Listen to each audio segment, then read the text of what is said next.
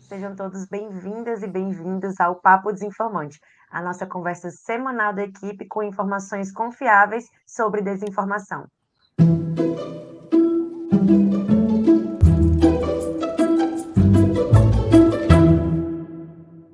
A Procuradoria Nacional de Defesa da Democracia mal foi instalada pela Advocacia Geral da União e já recebeu diversas críticas. Uma das polêmicas é o próprio escopo do novo órgão. Para contornar isso, a AGU criou um grupo para auxiliar na regulamentação dela, mas se envolveu em uma nova polêmica pela composição desse grupo. Conta mais para a gente, Nina. Então, essa procuradoria está dando o que falar, né? Eu acho que, assim, por um lado, a gente precisa entender que é um órgão novo no governo que tenta refletir um momento novo que o Brasil está vivendo. Então, essas controvérsias, elas são normais, elas são esperadas até determinado nível, porque, de fato, é um órgão que está sendo composto, que está sendo estruturado. E me parece que a AGU acertou bastante em criar esse grupo de trabalho para que possa, né, ter um espaço mais amplo de debate e de construção para entender, afinal de contas, a que essa procuradoria pode se dedicar e como é que ela pode, de fato, contribuir para a estabilidade da democracia no nosso país. Só que a gente teve uma nova controvérsia aí na semana passada, que foi o fato de que a AGU, ao anunciar a criação desse GT, né, desse grupo de trabalhos, acabou anunciando uma composição inicial muito pouco diversa, né? Eram 12 pessoas, 12 homens brancos. Eu não cheguei a checar, mas apostaria que são todos do Sudeste. E aí, isso acabou gerando uma repercussão muito negativa. Felizmente, houve ali rapidamente uma ação por parte da AGU que entendeu plenamente as críticas que estavam sendo colocadas. Esse grupo foi ampliado. Então, hoje, a gente tem um grupo aí com 30 pessoas, incluindo uma diversidade muito maior de gênero, de raça, de regionalidade, inclusive de temas de trabalho.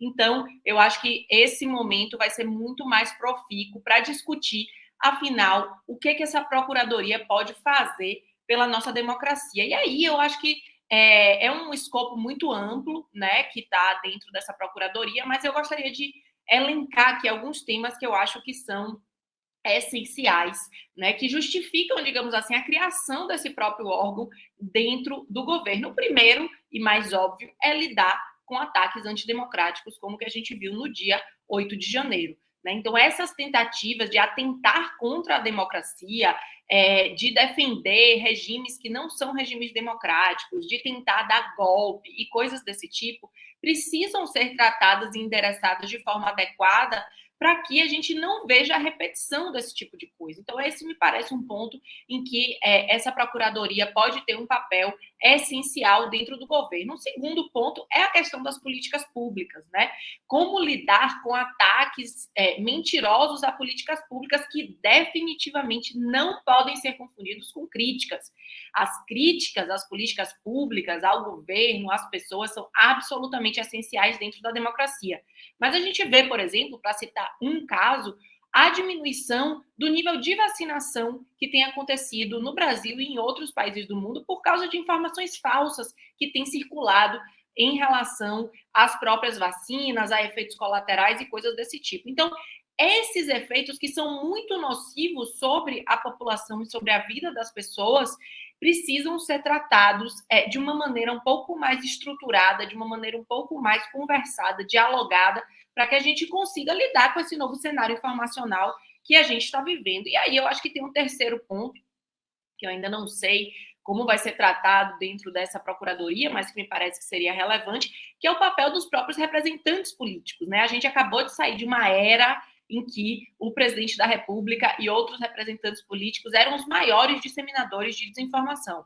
Então, a gente precisa criar mecanismos para prevenir, digamos assim, que outras pessoas, né, ocupando cargos públicos, venham a se tornar também aí disseminadores de fake news. Esses me parecem 3 pontos muito relevantes, sempre lembrando que essa procuradoria ela vai ter um desafio enorme, que é de discutir os problemas que estão colocados hoje digamos assim, no ambiente digital que a gente tem hoje, mas precisa também pensar para frente. A gente tem visto aí surgirem novas tecnologias, o chat GPT ganhou aí uma enorme notoriedade nas últimas semanas.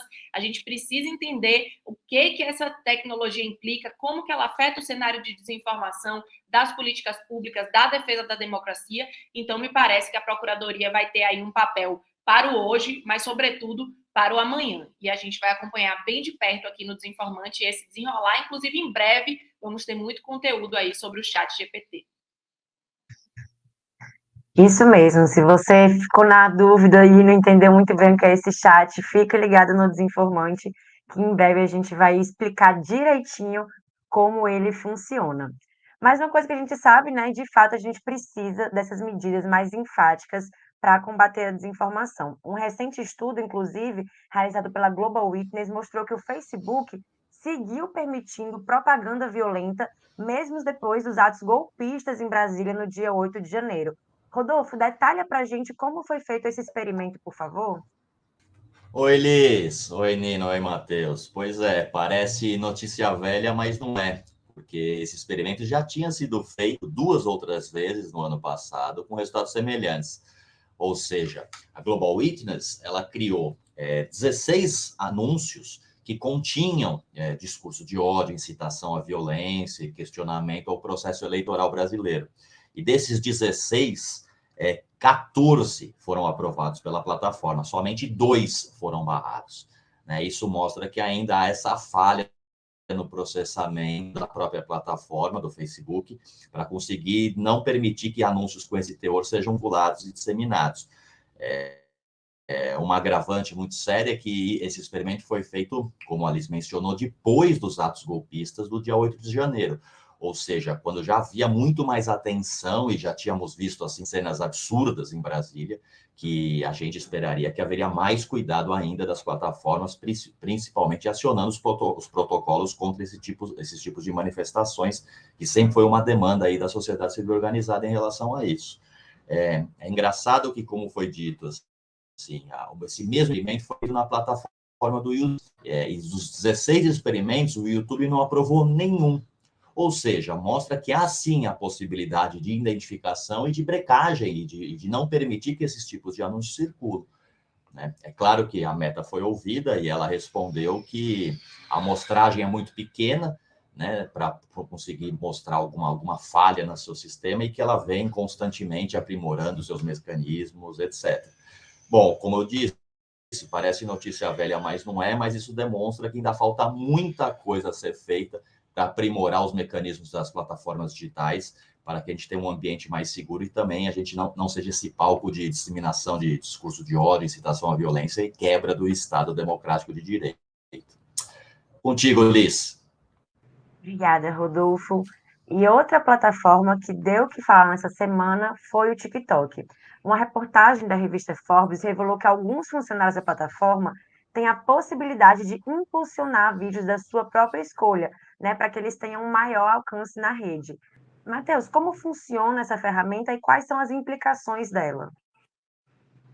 Oi, Liz. Imagina só você ter acesso a uma funcionalidade que permite viralizar qualquer vídeo dentro da plataforma em poucos minutos, né? Chegando a milhares de acessos. Bem, de acordo com a matéria da Forbes dos Estados Unidos, essa funcionalidade existe dentro do TikTok, se chama Hitting, aquecimento em português, e tem a capacidade de impulsionar vídeos na aba For You, né? A aba ali que recomenda conteúdos por algoritmo.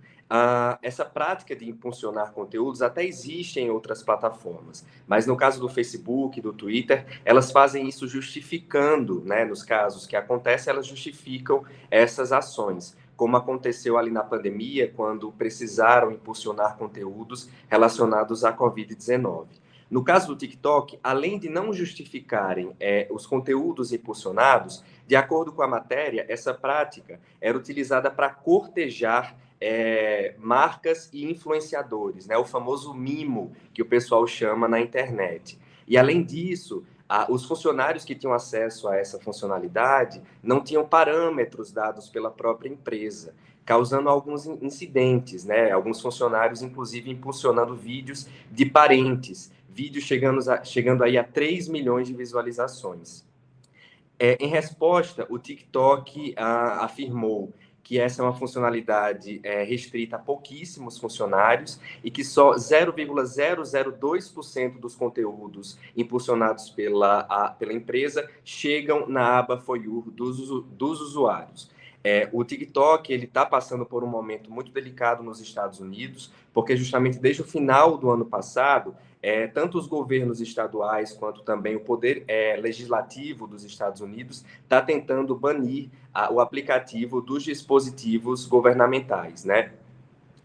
Algumas leis, uma lei, na verdade, passou no Senado e há toda essa mobilização que segue em 2023. E aqui no Desinformante a gente segue acompanhando essas questões relacionadas ao TikTok e também com outras plataformas. Liz? Obrigada, Matheus. Pessoal, o Papo Desinformante acaba por aqui, mas os conteúdos do Desinformante não. Vocês podem nos acompanhar no Instagram e no Twitter, nós somos @desinformantebr e também aqui no nosso canal do YouTube, né? É só assinar aqui embaixo. Também não esqueçam de acessar o nosso site www.desinformante.com.br. Até a próxima. Tchau.